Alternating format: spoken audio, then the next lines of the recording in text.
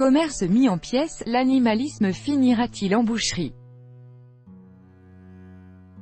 Gaëlle Nicole Boucherie, rôtisserie et poissonnerie sont depuis quelque temps la cible de jets de pierre et de tags appelant à l'abolition de la hiérarchie entre les espèces. Les professionnels de la viande demandent une protection policière, tandis qu'un festival vegan est annulé pour risque de débordement. La guerre carnée est-elle déclarée? Un tag antispéciste a été retrouvé sur place. La formule sonne comme une émission de Faites entrer l'accusé, version boucherie. Depuis quelques mois, les bouchers charcutiers font l'objet d'attaques de la part de groupuscules animalistes, laissant derrière eux vitrines cassées et inscriptions « Stop au spécisme ».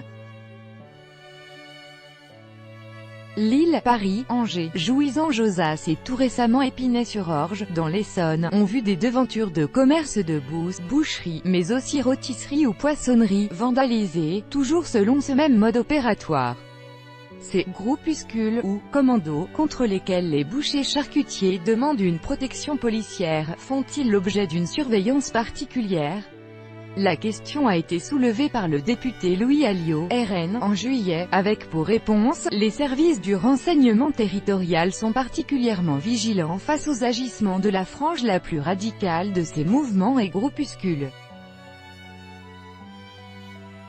Mais qui sont-ils réellement, les activistes durs? On ne sait pas exactement les identifier, probablement quelques dizaines ou centaines, explique Éric Denessé.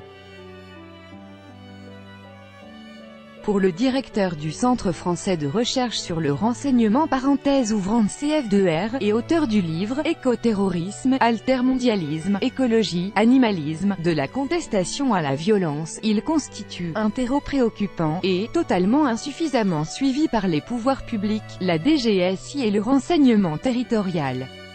Cette menace existe depuis une dizaine d'années en France, et depuis plus longtemps à l'étranger, où dans certains pays, ils sont sur liste noire. Les États-Unis et la Grande-Bretagne ont créé des unités de police spéciales pour lutter contre des gens-là, poursuit-il. Les services de renseignement les observent, explique Gérald Darbois, directeur de recherche au CF2R, ces radicaux du mouvement écolo, issus de courants nés dans les années 1960, parmi la mouvance d'extrême gauche. Vous avez la mouvance écolo, qui depuis les années 60 est montée en puissance en termes de clientèle, et aussi de violence, comme aux États-Unis, en Allemagne, et maintenant France.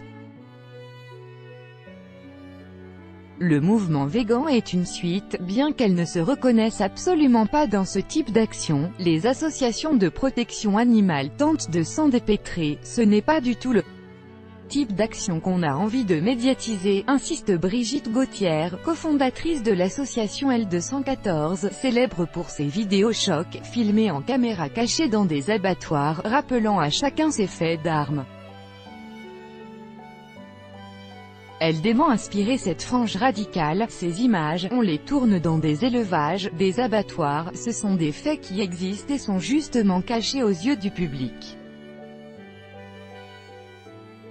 Ce n'est pas la faute des activistes qui essaient de faire bouger les choses et faire évoluer la réglementation et les mentalités.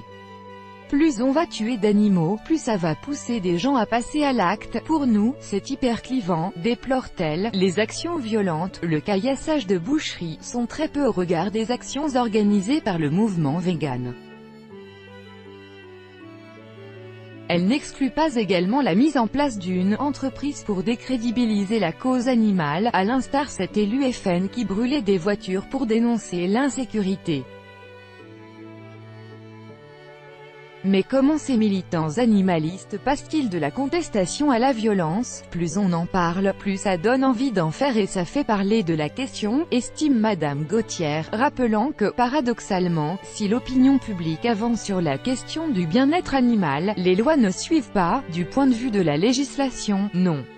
On voit que le Parlement et le gouvernement sont aux mains du lobby de l'élevage intensif, de peur de voir plus de rouge que de vert. Un festival vegan a même été annulé à Calais, le représentant des professionnels de l'alimentation, commerçants, agriculteurs, éleveurs et pêcheurs de la région ayant promis d'aller au contact. C'est démesuré, fustige Brigitte Gauthier. Est-ce que c'est une décision politique ? Quand on a un match de foot, on renforce un CRS si on sait qu'il peut y avoir des débordements, politiques ou non. Le sujet est en tout cas hautement polémique, et jusque dans les couloirs de la RATP, la Régie des transports parisiens a récemment modifié une publicité qualifiant les chasseurs de « premiers écologistes de France », estimant qu'elle n'exprime pas, avec justesse l'action de l'annonceur.